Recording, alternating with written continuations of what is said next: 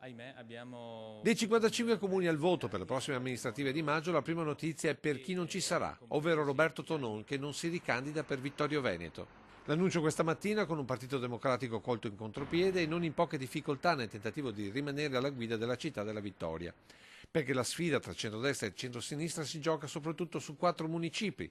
Oltre a Vittorio Veneto, alle urne sopra i 15.000 abitanti sono chiamate le comunità di Paese, Mogliano e Preganziol.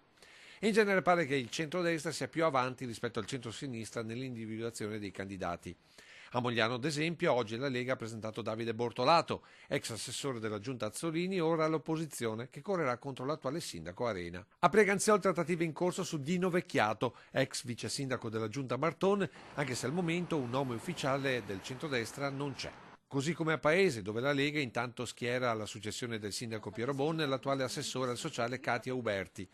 4 capisaldi le cui alleanze saranno oggetto di confronto la prossima settimana tra i vertici di Lega e Forza Italia, che intanto a Ponzano ha presentato il suo candidato, che è l'ex sindaco gialleghista Giorgio Granello. Perché dice che lei è un candidato sindaco riciclato, passato dalla Lega Forza Italia?